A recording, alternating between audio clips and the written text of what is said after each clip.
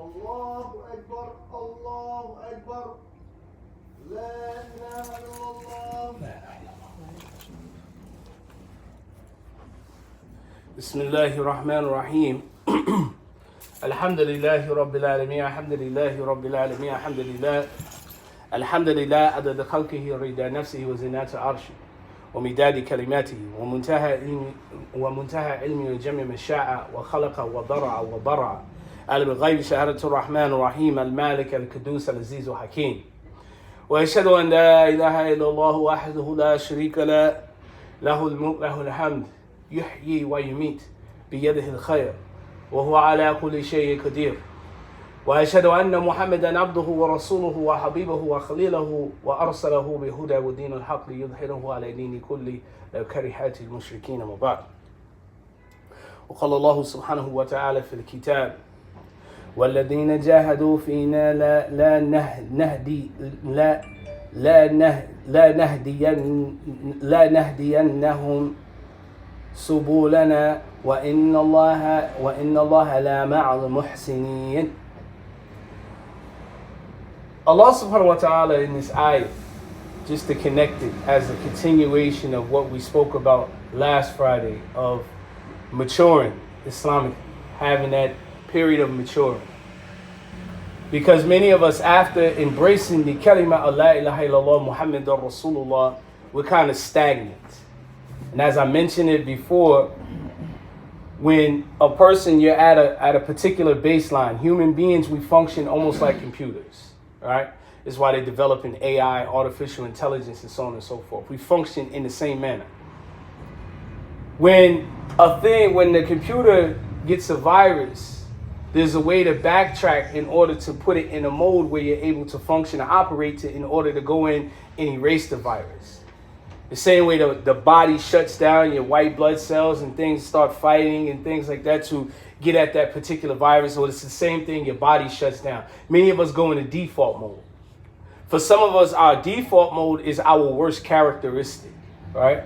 And so we shut back down and go back into default mode. This is a lack of maturity. Because a person that's 7 years old, and then when they become 10 years old, their behavior and thinking it shouldn't be on the same level. And after you come from 10 and go to 14, you're not thinking about the same things when you're 14 when you were 10 years old. It's the same exact thing with our development Islamically. If we became Muslim when we were 20 and we're now 30, and there's not anything different with us other than the salams and we pray here and there, then therefore there's no level of maturation. There's no maturity. There's no change. And we mentioned a lot of the characteristics of some of the signs, of maturation in last week's khutbah. But this week, we want to discuss something that's extremely important that will help you obtain maturity. The first thing I want to mention is based off the ayah of what Allah Ta'ala says. It says, وَالَّذِينَ جَاهِدُوا فِينَا, right? And those who strive and struggle. Whether the struggle is one, they say by default, like Fadl ibn Iyad, by default, it's the person struggling to better themselves, to change themselves, right? This struggle can also mean a physical altercation where one is fighting in ghazwa, and fighting in war, in battle. Because both of them requires you to push yourself. There's no difference really, if you look at in reality, there's really no real difference between an armed struggle jihad, an armed struggle fight, and one against the nafs. There's really not a real difference because both of them require to push yourself when you don't want to. If you ever got in a fight, in any type of fight, no matter what capacity it is, especially if you're fighting somebody that's a little bigger than you and they're a little intimidating, you don't really want to fight. You're looking at your opponent, you're like, man, subhanAllah. What do you think about the nafs? I don't really feel like getting up for tahajjud. I'm going to lay back down for 10 more minutes. That's that same bully. A physical bully that can conquer you is that same bully that you don't see that resides within you in the nafs that make you disobey Allah subhanahu wa ta'ala, that make you blow on obtaining good. And what's so phenomenal is beautiful in its essence, but it's pitiful in its reality. Every year, annually, we have the same kickstart every year. Most of us, every year, we shut down in default mode right after Ramadan, and we go back into default mode, and we only bump it up in the last 10 days of Sha'ban. Then we hustle up and try to do all the good we can in Ramadan and usually burn out within the first week. That is the new millennium Muslims reality. Maturation, you're supposed to mature. Why is it that the younger our children are, they make mistakes, but the older they make more heinous and gruesome mistakes? You go from not praying or being told to pray, being beat because you didn't pray, to now drug dealing, drug smoking, fornicating, and adultery. There's a big gap with our Muslim children. What's happening? Where is that level of maturation? There's no goal set in sight. A lot of this comes from what we ingest, those things that we look at, those things that we listen to. All of these things are the pathway to the heart. It's like if you look at a map. In the map of Philadelphia, you'll see Center City. You'll see all the high rises. And around those high rises, you see 76, right? You see 13. You see Route 1. And around the loop, you'll see 476. And then on the lower half, you'll see 95, right? Then you'll see a bridge, and you'll see a little part that says 676. And then you'll see the water, and then you'll see the bridge going to Camden. Each of those are a pathway back to the heart. What is the main focus point of all these different routes? How to get to Center City, how to get to the center of the city. And the center of the city with us is our hearts. So you got 76, your eyes, right? You got 95, your ears, right? You got 676 is your stomach. You see, all of these things lead right back to what? Right back to the heart.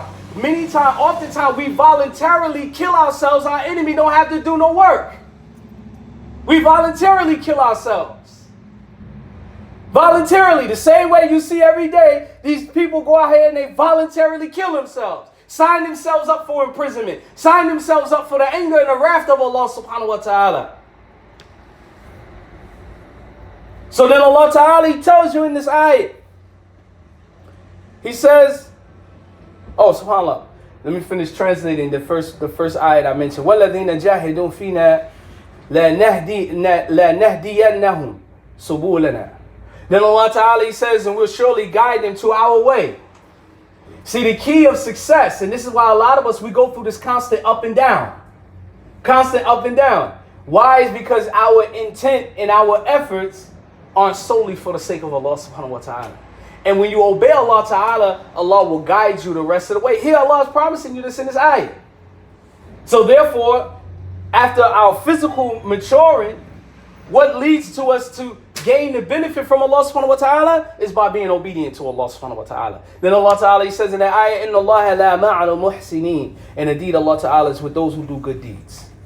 Then Allah ta'ala, He says, ذَرَّهُمْ يَعْقُلُوا وَتَمَتَّعُوا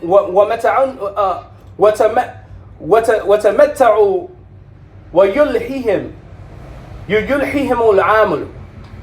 Allah ta'ala, He says, let them eat and enjoy themselves. And they be diverted by their false hope. Because many of us, we get caught in the false hope. Inshallah, I ain't do good this Ramadan, but next Ramadan is going to be better. We say this every year. We say this every year. And for some of us, we regress in between before Ramadan. And so then when Ramadan hits us, we beat all the way down and we don't have nothing else left in us. There's nothing left in the tank. Your struggle is a struggle that is what until you reaches the grave, not until you reach Ramadan. It's till you're dead. Amal, false hope. And then Allah Ta'ala, He says, فَسَوْفَ يَعْلَمُونَ. He said, and they're going to find out. They're going to know about this. وقال الشيخ عثمان ibn Fudio, Sheikh Uthman ibn Fudio, he talks about amal, false hope, not amal bi'ain, amal bihamza, false hope. You know, when you make false hope and false ideas. This is a blameworthy characteristic, and its place, its residence is in the heart. You have false hope; it resides in the heart. Be false hope. And so the Sheikh, he says, وهو من الصفات المذمومة. That they are blame, it's a blameworthy characteristic. التي يحرم التخلق بها. And it's haram to behave with it. وحقيقته, and its reality is, and what is understood as the reality, إرادة الحياة لوقت المترخي بالحكم. Its reality is that you exert all your energy and it's directed to a particular moment and you let everything slip by you. And this is why you'll even find within our city where people will be like, you know, Ramadan done came and gone, you in Shawwal, they like, yo, Sheikh, when Ramadan start next week, right? You're like, no, Ramadan finished. Subhanallah. This is the reality of this particular sin. This isn't a physical sin. This is one sin that is internal and it turns physical. False hope.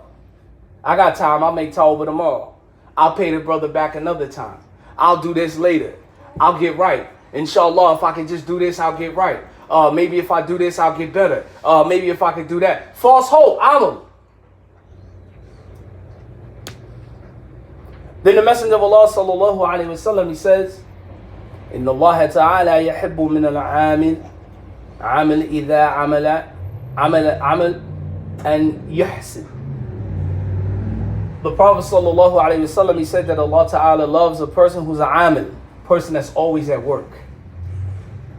And if you think about it, we constantly hear these ayahs. Allah say this in the Quran, إن الذين آمنوا وعملوا الصالحات. Right?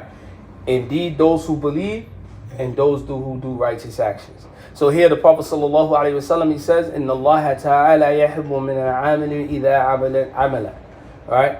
And yuhsin. He said, Allah Ta'ala loves those who work, who's always doing work. You should find yourself constantly. It should never be a dull moment where you're doing your day, your night is consistent and evolved around Allah Ta'ala's pleasure. And one of the things when you're thinking about being an amil, a worker, don't limit it to just a person sitting in one spot, do dhikr. Dhikr is just one portion of it. Dhikr is just one portion of it, right? You do dhikr, you do work, you do study, right? You spend time with your family. All of this is ibadah. All of this is considered amal. All of this is amal. We don't have time to go to the shaky butts. Right? We don't have time to look at a bunch of women on Instagram, right? We don't have time to look, waste and do these things because those are the type of things that kills a person's himma. Walhamdulillahi Rabbil Alameen.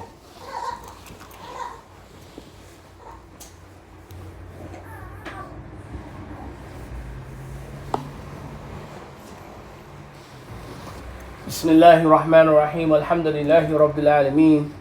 وصلى الله على سيدنا محمد وعلى آله وصحبه وسلم رضي الله تعالى عنه وسادة التابعين وعلماء أميلين وأئمة أربعة المجتهدين ومقلديهم إلى يوم الدين وبعد. The Prophet sallallahu alaihi wasallam, he mentioned in this hadith, which I want to give you an overview. But the Prophet sallallahu alaihi wasallam, he said, وَقَلَّ وَإِنَّ أدوامه العمل خير فإن. Right? The Prophet sallallahu alaihi wasallam mentioned that take up and do good deeds as much as you are able to. For the best of deeds are the ones that are done on a regular and not in little. Right? Why is this so important? Because there's a trend. Although many of us, what we see, and I'm just speaking about where we are, I'm not speaking about anywhere else. There's a trend, an annual trend, and every year that from Ramadan to Ramadan, as it gets closer to Ramadan, the trend is that we usually try to pick up an abundance of actions, all in that little bit of time that Allah Ta'ala has given us from Ramadan, and throughout the rest of the year, we're extremely negligent. We're extremely negligent and we're real blasé and nonchalant towards any other time. Now, a person of ma'rifah, a person that is dedicated to ma'rifah, or he's a person of muraqibah, See, this is part of our spiritual, our Islamic maturation of us becoming mature Islamically. One of the things that you do is a statement about a statement of what the Sufiya say. They say that time is like a sword. Either you cut with it or it cuts you. Right? Cut with it, you control the sword. How do you cut with the sword? You have control over that sword, right? How do you get cut with the sword? You don't have control over that sword. So you lost control. Time is your sword. You must take control of your time. And so while you're taking your time, you have your time structured. And a person who controls his sword, he runs with his katana. He's, let's change the sword. We're gonna make it a 2019 ghetto Sufi saying, right? Time is like your gat, like your gun, like the grip. Either you shoot with it or it shoots you, right? Y'all understand that now? It shoots you, right? You shoot with it or you shoot you. You become Cheddar Bob. You shoot yourself, you be Cheddar Bob. If anybody seen 8 Mile, they know who Cheddar Bob is. He shot himself, right? Become Cheddar Bob. Shoot yourself in the leg by trying to be tough. And that's the way we do a lot of times with our time. We don't benefit from our time. We have no control of our time, so our time is just a reckless gun, and it ends up shooting you in the long run, right? Instead of you controlling it and being a marksman where you line up and you hit your target. How do you hit your target with your gun? One of the most basic and fundamental things that you can do. Many of us don't pray nawafil for many reasons.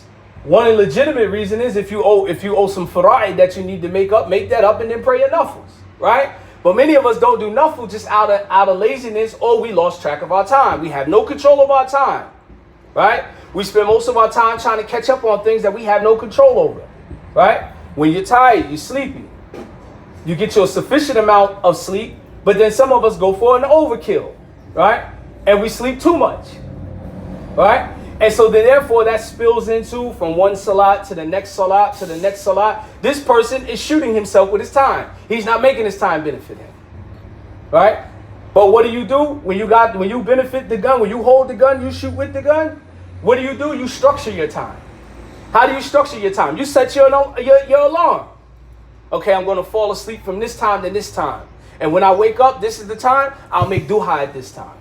Okay, and after I make duha, I'm going to go back to sleep for a little bit of time. Or no, matter of fact, I'll get up and I'll read my Hizb Quran.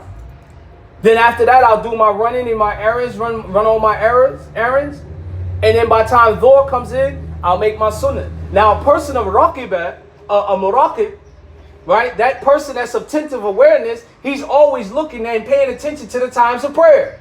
Why is that? He doesn't want to miss that prayer. If some of us aspire to be just like a hadith, then many of us will be looking at the time in order to line up to be the first person here for Jumu'ah. Be the first person waiting. Be the first person for Salat. Being the person that calls the Adhan so I can get the long neck on the day of judgment. Right? These things are aspirations. But if we don't know about that, then therefore we're haphazard in our behavior and our knowledge is of no benefit to us. So you have to control your gun. When you don't have no control over your gun, you're praying Dhuhr at the last minute. You're praying Asr at the last minute. You can't remember whether or not you made Isha. Right? These type of things happen to a person that have no control. But during this month, people will jump back in order to try to do an abundance of work. The only thing that you need after becoming Muslim that'll help you to your maturity, to your obtaining your level of maturity or maturation, is that you have to have a level of consistency and you have to have a program. You have to have a level of consistency and you have to have a program. Consistency and a program. If you're consistent, even if the person ain't on what you on, that person that's around you can testify that you have a consistent practice to do this. How do you think we know about the personal life of the Prophet sallallahu alaihi wasallam? Most people be like, oh, well, it was his family. Yes, of course. But he done these things every single day. So much so that most of us, because of our lack of understanding, our lack of fahim, that many of us reduced the practice of praying Taraweeh prayer to 8 rakats because of a misunderstanding of a hadith of Aisha radiallahu ta'ala anha. Aisha was testifying to the consistency of the Prophet ﷺ, that he prayed those other rakats outside of the Taraweeh prayer, even in Ramadan. He didn't abandon it. But we interpreted and made a judgment and say, hey, we can shorten the amount of rakats, and we only pray this amount during tahajjud, and we make an unnecessary fight. And that's due to our own inconsistency and our lack of understanding. You're telling me that everyone in the world will pray 20 rakats except us here in the United States, because we know the sunnah better. With our inconsistent, illiterateness, everything we're ill. So in closing, I'll mention what the Messenger of Allah sallallahu alaihi wasallam, he mentioned to Aisha radiallahu ta'ala anha. He said, وَقَالَ صَدِّدُّ وَقَرِيبُ وَعَلَمُوا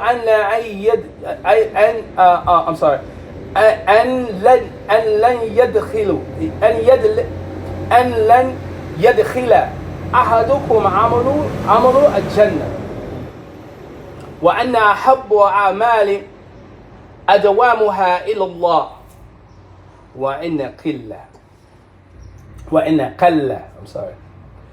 The Prophet sallallahu alaihi wasallam mentioned to Aisha. He said, do one, saddidu qaribu wa'alamu. Right? He said to Aisha that do your good deeds properly, right? So learn your fiqh.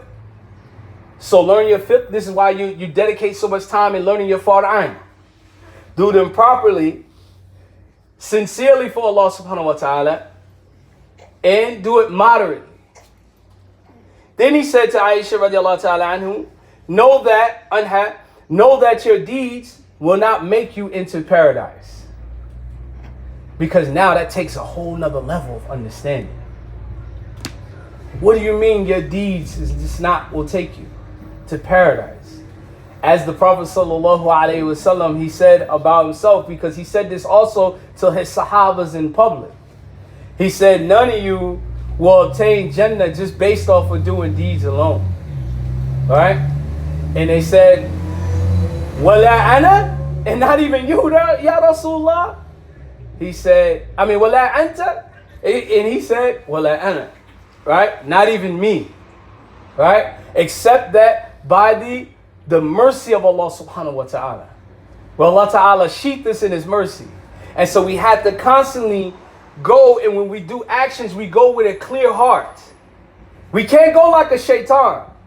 Because what happened with shaitan? When Allah ta'ala created our father Adam alayhi salam, he told everyone, and Allah honored shaitan, Iblis, by allowing him to be amongst the company of the malaika, be amongst the company of the angels. Right? It's like a person when you as a young kid, you're there with all of your elders. And he honors you. He's saying, look here, youngin, come on in here with us. It's something I want you to learn, but sit, be quiet, don't say too much. Just observe. Right? Iblis had that honor. And when Iblis seen in Allah Ta'ala mentioned it, said to everyone that to make sujood, Iblis didn't do so. How? Why? Because he told Allah Ta'ala, he said, Ana ahsan minhu. I'm better than him. And when we have a habit of doing a consistency of good deeds, we start to feel ourselves when we become arrogant. And we don't know how to turn back and lower the wing of humility to those who are nearest to us and who we love. Right? Things take a moment of patience, and sometimes we forget that. Through all of our mistakes and mishaps, Allah Ta'ala didn't take our life at that moment and allowed us to die and we didn't enter in Jahannam, but Allah gave us more life. So therefore, that we have to lower that same wing. And how do you know that and lower that wing? By knowing for certainty that you will not get Jannah just based off of all your good deeds alone. And this is what the Prophet sallallahu alaihi wasallam was teaching our mother Aisha radiallahu ta'ala anha. He said that the most beloved deed to Allah Ta'ala is the most regular and consistent, even if it's little. So therefore, we shouldn't be a Ramadan to Ramadan Muslim, but rather yet we live where what the Sufis call Ibn Waqt. We're a son of our moment. We're a son of our moment. That moment, when that moment comes in, we take full advantage of that moment and let nothing distract us from it. Sometimes we can't do anything and we can't grow, we can't mature because we always have something that's distracting us. Whether it's a TV show, whether it's a nagging wife, whether it's some recalcitrant bad children, whatever it is, we allow it to distract us and take us away. To take us away. People, you ever see somebody walk straight out of Salat? Right? Just because there's something that's going on outside of Salat, walk straight out. Oh my God, I think somebody hit my car. I think I left my keys. I think I left the oven on. Right? Not saying that these things aren't important, but think about it. At that time, when you're focused on ibadah, ibn waqt, right? The son of your moment, when you're focused on ibadah, that is a moment between you and your Lord. What can break that? What is more important to come between you and Allah subhanahu wa ta'ala? And Allah ta'ala doesn't require a lot from us. You see this in what the Prophet sallallahu alaihi wasallam is telling us. Little by little, a certain time, right? There's certain, you take a time, in between starting at Maghrib on Thursday. Send salawat on the Prophet sallallahu alaihi wasallam. Take that time out. Make those du'as when you wake up in the morning. Make the du'a before you travel. Make istikhara before you make any important decision. All you have to do is just take that little bit of time. A little consistency will give you an abundance and a great reward with Allah subhanahu wa ta'ala. And Allah will love those deeds. Which the opposite, the person who does all of these things all at once, they're not the things that's beloved to Allah subhanahu wa ta'ala. You'll get reward for doing it, but it won't be as great and plentiful as doing something that is consistent. And this is based off of the words of the Messenger of Allah sallallahu alaihi wasallam. Subhanaka Allahumma bihamdika wa ashhadu an la ilaha illa anta wa astaghfiruka wa atubu ilayk. Iqamus salah.